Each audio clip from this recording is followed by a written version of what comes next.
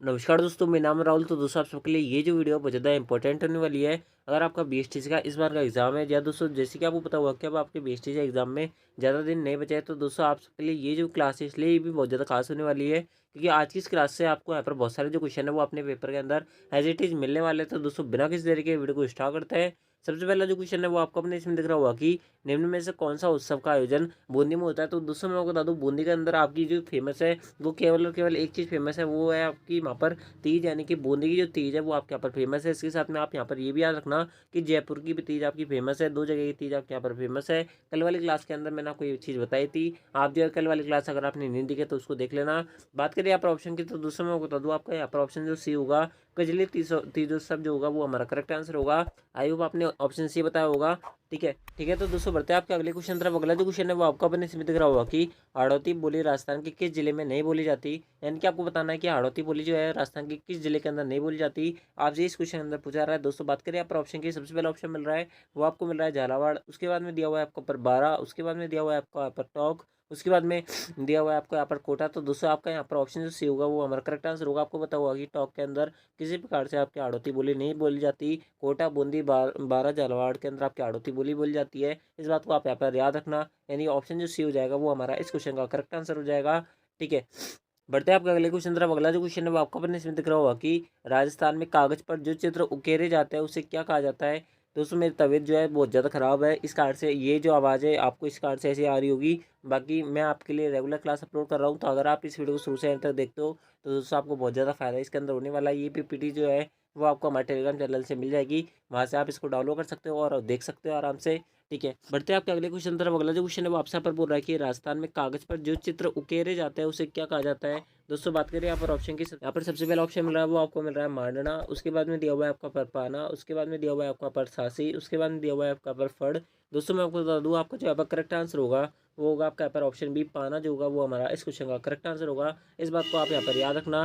ठीक है। बढ़ते हैं आपके अगले क्वेश्चन तरफ। अगला जो क्वेश्चन है वो आपको अपने सिम दिख रहा होगा कि राजस्थान में गोबर से घर की दीवारों में चबूतरे पर क्या बनाया जाता है। यानी कि आपको बताना है कि राजस्थान में आपने देखा होगा कि गोबरों की घर, यानी कि आपकी जो घर की दीवारें होती है उन पर गोबर लपेटा जाता है। तो दोस्तों उससे क्या बना जाता है, आपसे इस क्वेश्चन अंदर बोला जा रहा है। दोस्तों बात करें यहाँ पर ऑप्शन की, तो दोस्तों ऑप्शन जो सी होगा, सांझी जो होगा वो हमारा करेक्ट आंसर होगा। ठीक है।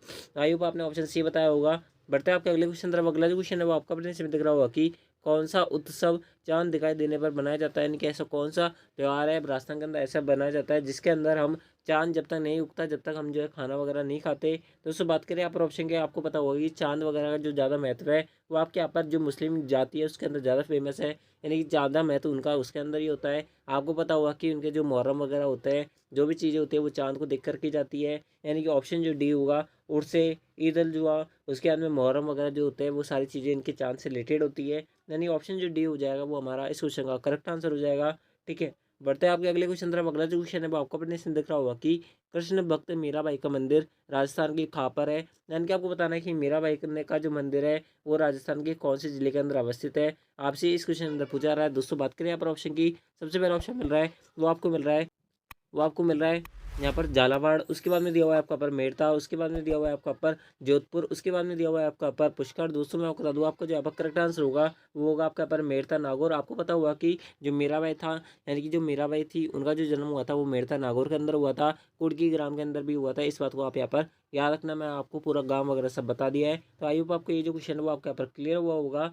ठीक है। बढ़ते हैं आपके अगले क्वेश्चन तरफ। अगला जो क्वेश्चन है वो आपसे यहाँ पर बोल रहा है राजस्थान आर्ट एंड कल्चर से पूछा गया है। आपको त्यौहार की डेट बतानी क्या है। आपको यहाँ पर बोल रहा है कि राजस्थान में स्थित चाकसू में शीतला माता का मंदिर जो है, यानी कि शीतला माता का जो मेला है वो कब बढ़ता है, उसकी हिंदी माह के अंदर क्या आपके यहाँ पर डेट है। आपसे इस क्वेश्चन के अंदर पूछा रहा है। दोस्तों बात करें यहाँ पर ऑप्शन की, दोस्तों आपको ये जो क्वेश्चन है वो आपको यहाँ पर डायरेक्ट याद रखना पड़ेगा।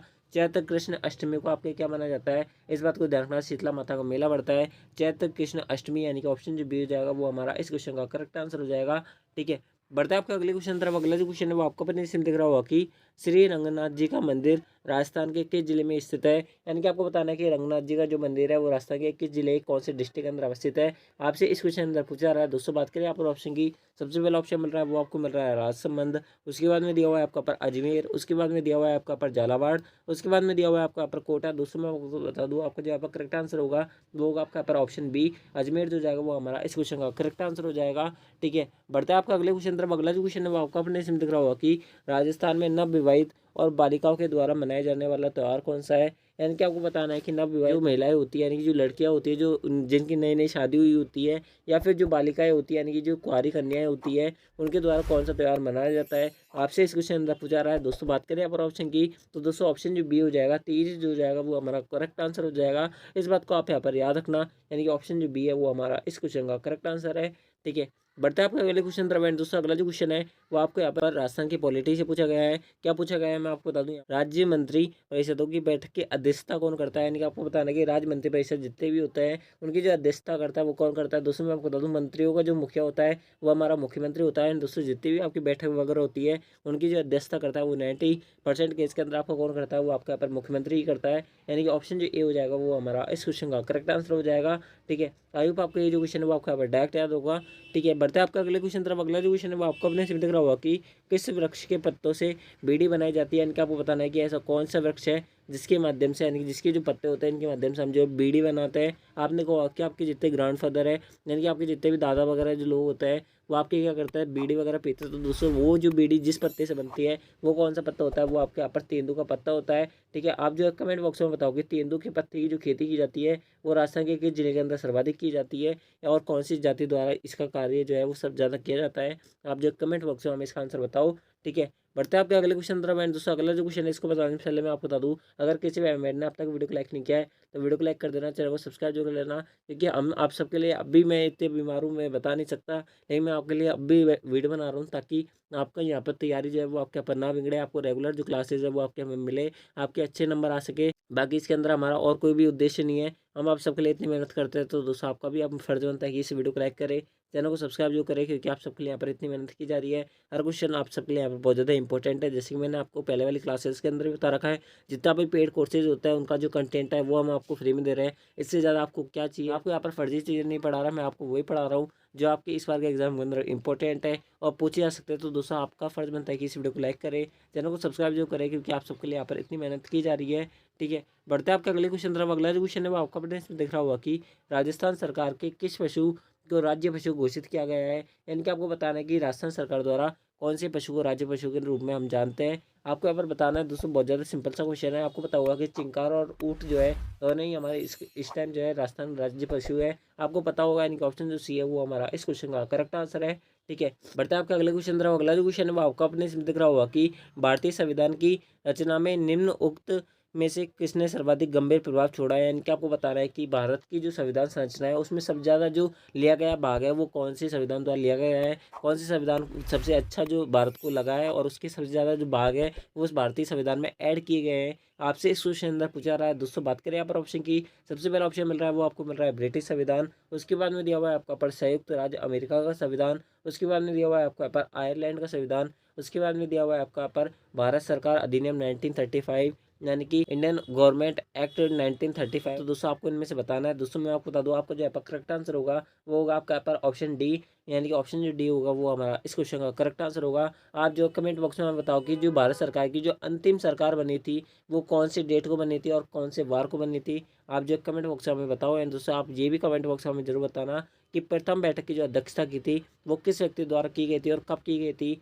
आप जो कमेंट बॉक्स में हमें बताओ। ठीक है, बढ़ते हैं आपका अगले क्वेश्चन तरफ। अगला जो क्वेश्चन है वो आपको अपने इसमें दिख रहा होगा कि स्वतंत्र भारत की लोकसभा का पहला अध्यक्ष कौन था।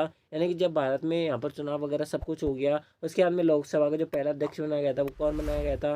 दोस्तों मैं आपको बता दूँ, आपको डायरेक्ट ये वाला क्वेश्चन याद रखना है। जीवी मावलंकर, यानी कि गणेश वासुदेव मावलंकर जो होगा वो हमारा इस क्वेश्चन का करेक्ट आंसर होगा। यानी ऑप्शन जो डी है वो हमारा इस क्वेश्चन का करेक्ट आंसर है।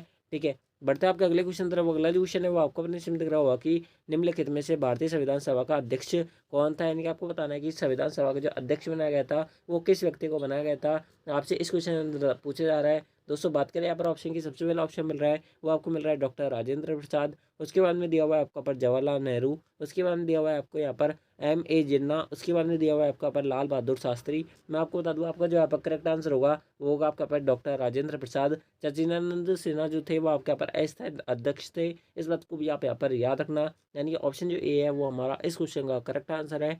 ठीक है, बढ़ते हैं आपके अगले क्वेश्चन तरफ। अगला जो क्वेश्चन है वो आपका अपने से दिख रहा होगा कि सिंध का बाग या मृतकों का टीला हड़प्पा सभ्यता में किस पुरातत्व स्थल को कहा जाता है। यानी कि हम जो है यहाँ पर सिंधु घाटी सभ्यता के अंदर प्राप्त मृतकों का टीले के नाम से हम किस सभ्यता को जानते हैं हड़प्पा के अंदर। आपसे इस क्वेश्चन अंदर पूछा रहा है। दोस्तों बात करें यहाँ पर ऑप्शन की, मैं आपको बता दूँ आपको जो है करेक्ट आंसर होगा वो होगा आपका यहाँ पर ऑप्शन सी मोहनजोदड़ो जो होगा वो हमारा करेक्ट आंसर होगा। इसके अंदर दो बड़े बड़े स्नानागार यानी कि यहाँ पर जो बाथरूम होते हैं जिसे हम स्नानागार बोलते हैं प्योर हिंदी के अंदर, वो भी आपके यहाँ पर देखने को मिला है। इस बात को ध्यान रखना, यानी कि ऑप्शन जो सी है वो करेक्ट आंसर है। वर्तमान में ये जो है वो आपके यहाँ पर पाकिस्तान के अंदर अवस्थित है।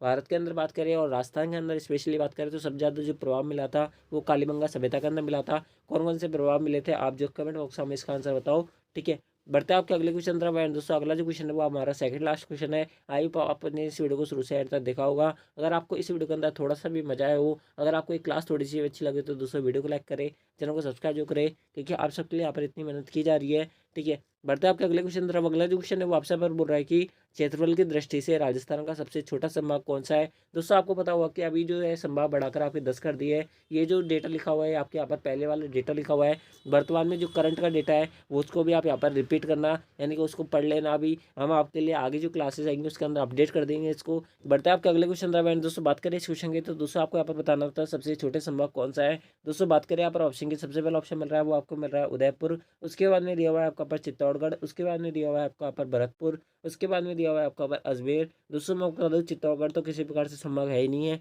बात करें यहाँ पर ऑप्शन की तो दोस्तों ऑप्शन जो सी होगा वो करेक्ट आंसर होगा। भरतपुर संभाग के अंदर आपके कितने जिले आते हैं आप जो कमेंट बॉक्स में इसका आंसर बताओ।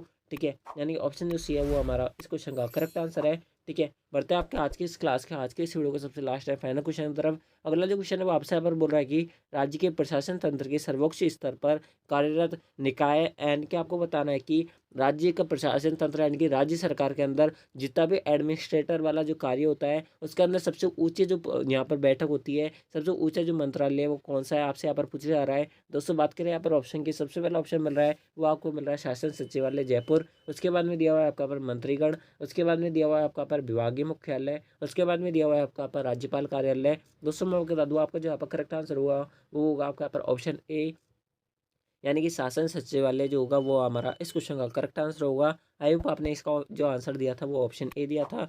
ठीक है, तो दोस्तों इस प्रकार से ये थे आपके यहाँ पर बीएसटीसी के मोस्ट इंपोर्टेंट क्वेश्चन जो कि हमने आपको बहुत कम समय में कराने का ट्राई किया है। दोस्तों आई होप आपने इस वीडियो को शुरू से अंत तक देखा होगा।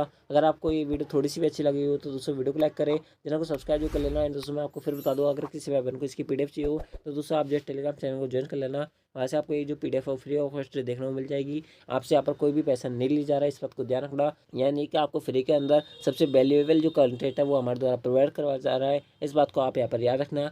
ठीक है, तो दोस्तों आई होप आपने इस वीडियो को शुरू से अंत तक देखा होगा। अगर आपने पहले वाली क्लासेज नहीं देखी तो उनको देख लेना।